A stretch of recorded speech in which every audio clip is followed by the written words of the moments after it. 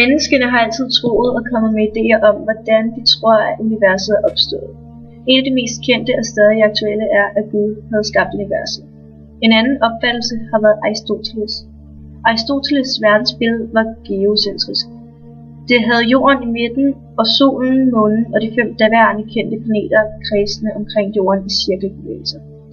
Kirken annekterede Aristoteles' verdensbillede i middelalderen, og enhver, som hævdede, at jorden bevægede sig, risikerede at blive tiltalt for kætteri. Aristoteles' verdensopfattelse holdt sig helt til 1500-tallet og opnåede at blive anerkendt af den katolske kirke som en umodståelig sandhed. Eksempelvis blev Giordano Bruno i år 1600 brændt som kætter, blandt andet for at benægte, at jorden ligger i universets midte. I år 1929 fremstillede Edwin Hubble en lov, der beviste, at universet ekspanderer.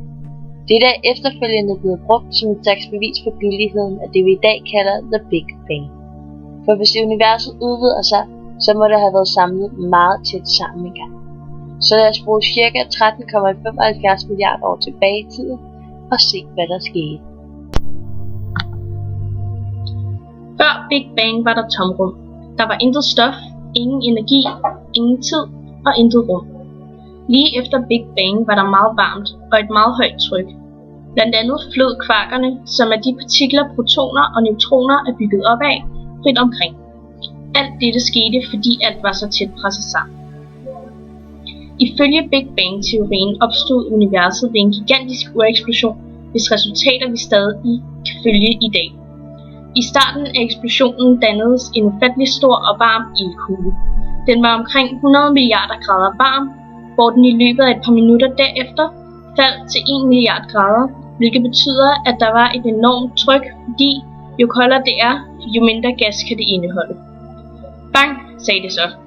Efterhånden som universet udvidede sig og derfor kølede af, smeltede partiklerne dog sammen til de elementarpartikler, vi kender i dag: protoner, neutroner og elektroner. Senere hen gik partiklerne sammen og dannede de letteste grundstoffer som helium og brint, som der den dag i dag er mest af i universet. Og senere blev de tungere grundstoffer skabt i stjerner og derefter spredt ud i universet via supernova-eksplosioner.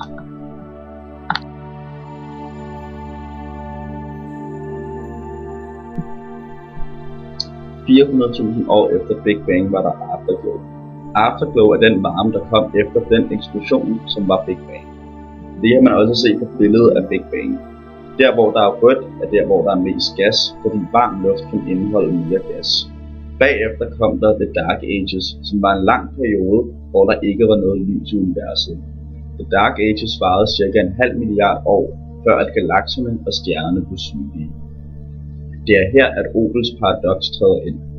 Oghels paradoks er en teori om, at på et tidspunkt har universet udvidet sig nok til, at det kan have kølet sig nok ned til, at ting kan blive sat sammen. Det vil sige, at da Big Bang-eksplosionen startede, blev der kastet en masse partikler og støv ud i rummet, og de skulle først blive kølet nok ned, før de kunne sætte sig sammen og danne planeter og galakser. Og det er sådan, at universet blev dannet.